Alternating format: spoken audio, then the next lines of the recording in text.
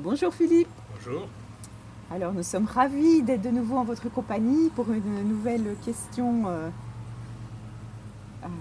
à vous poser.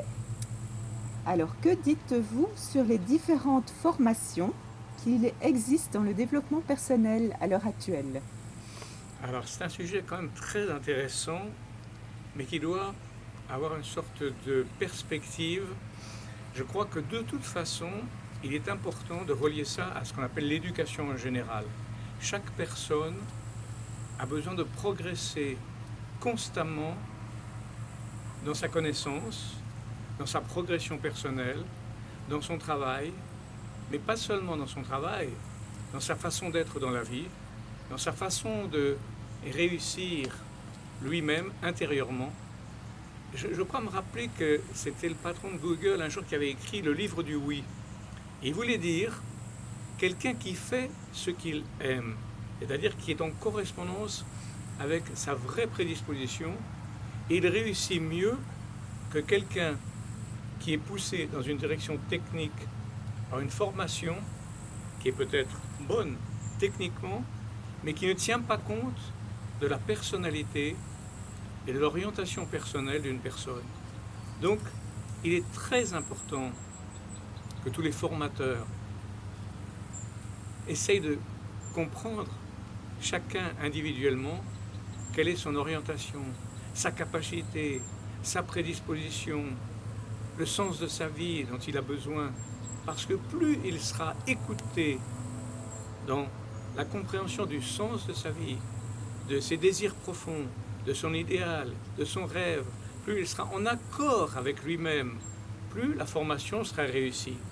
Et donc j'ai souvent dit à des entreprises qui s'occupent de jeunes qui vont progresser professionnellement, c'est magnifique, aidez-les, oui, la formation est nécessaire, mais la couronne de toute formation, c'est la connaissance de soi, l'épanouissement personnel aussi est lié à cette réussite professionnelle.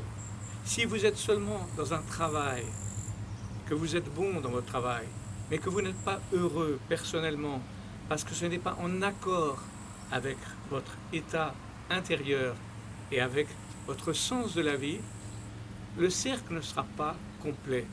Il est extrêmement important de réaliser ce qu'on appelle cette cohérence entre une personne, ses aspirations, ses capacités, sa relation aux autres et la formation professionnelle qu'il choisit, et même en général la formation ou la connaissance de soi est fondamentale pour mieux réussir professionnellement.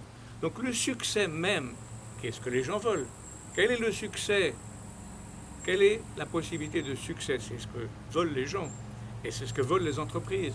Eh bien le succès, il est lié aussi au fait de faire quelque chose pour lequel on a été créé, quelque chose que l'on aime, quelque chose avec lequel on est en harmonie. Et quand on est en harmonie avec ça, on est en harmonie avec les autres.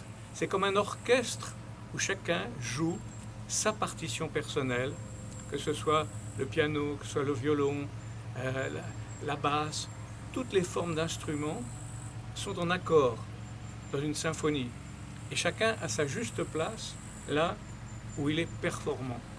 Et donc aider les personnes à se connaître eux-mêmes fait partie de la formation. C'est un point que souvent j'ai constaté qui a été oublié dans les grandes formations. Et c'est pour ça qu'à titre personnel, bien sûr, j'ai beaucoup travaillé sur l'énéagramme, en particulier dans la dimension pas seulement psychologique, mais psychologique et spirituelle. Parce que l'être humain, il a trois parties. Il a ce corps qu'on connaît, il a ce psychisme qu'on connaît, mais il a aussi cette dimension spirituelle. Il a besoin d'amour, il a besoin du ciel, il a besoin de lumière. C'est quand même un être humain dans sa totalité dont on s'occupe.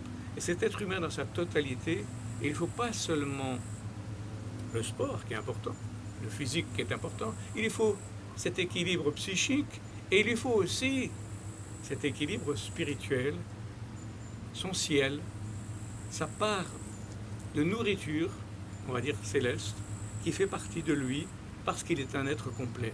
Voilà, je pense qu'il faut oublier aucun des 3 aspects qui constituent l'être humain quand on s'occupe de formation. Voilà ma réponse. Merci. Ce que j'aimerais vous poser comme question, c'est que à l'heure actuelle, il y a énormément de formations justement autour du développement personnel. Alors comment ne pas perdre son latin, entre guillemets, entre ces différentes formations?